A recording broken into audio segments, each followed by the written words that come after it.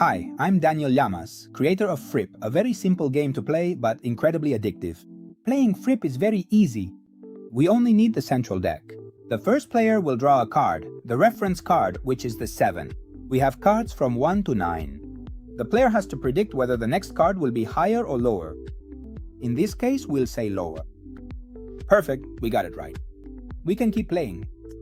If we guess correctly, we keep accumulating cards, but if we get it wrong, we lose them.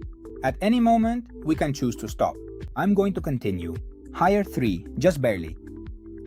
Higher 6. I'll stop here. These cards now belong to the player. Now moving on, the very next player would take their turn and draw the first card, which is a 3. They guess higher, revealing an 8. Next, they guess lower, and it's a 4. They guess higher again, but it's a 1. They've lost all their cards. These cards go to the fail pile. The game will keep progressing. On their turns, players will win cards, accumulating them, and the main deck will have fewer and fewer cards left. Imagine now it's this player's turn, and they draw a 4 and say higher. Correct. The deck is now finished. What do we have to do? Well, now the fail pile is the one we play with. You flip it over without shuffling and keep drawing. 9, so lower. 3, higher. 8, lower. Keep trying. 4, he stops there. All these cards are now his. What happens? Now this pile is the fail pile, so there will be some slightly stranger combinations.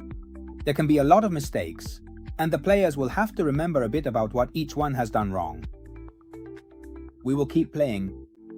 5, we're in the middle, higher. 9, lower. And again, the new fail pile that has been created will be flipped over. And we will keep playing until all the cards in the game are used up. In this example game with 3 players, when the game ends, all the cards will be distributed among those 1. Simply, we will count who has collected the most cards. That person will be the winner. Now we will look at the special situations in FREEP because it has more depth than it seems. When we draw a card, 7, lower. 1, higher. 8, lower. Another card of the same value comes up. Then, the player automatically takes them and puts them in their pile of 1 cards. And we continue from the card that was there before, 1, higher. Now it's the turn of the player with this deck.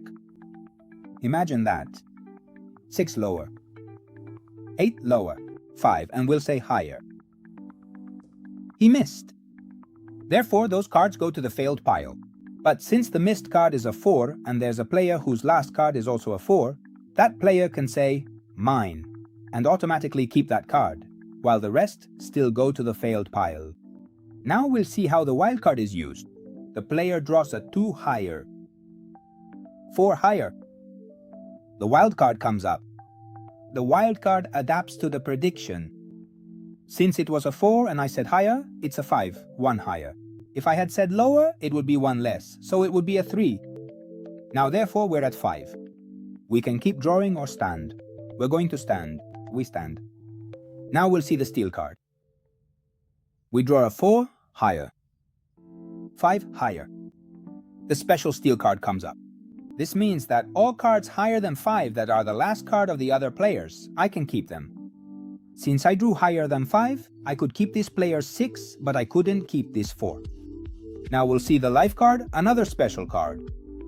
6, lower. 1 higher. We got the life card. We can save the life card to use it on any turn we want, or we can even use it this turn. Imagine that I save it for another turn. For example, my turn comes around again and I say, I decide to use the life card. We use it. Alright, I'll start. 4 higher. 6 lower. Here I would have lost everything, but since I have the life card, we discard it and can keep playing.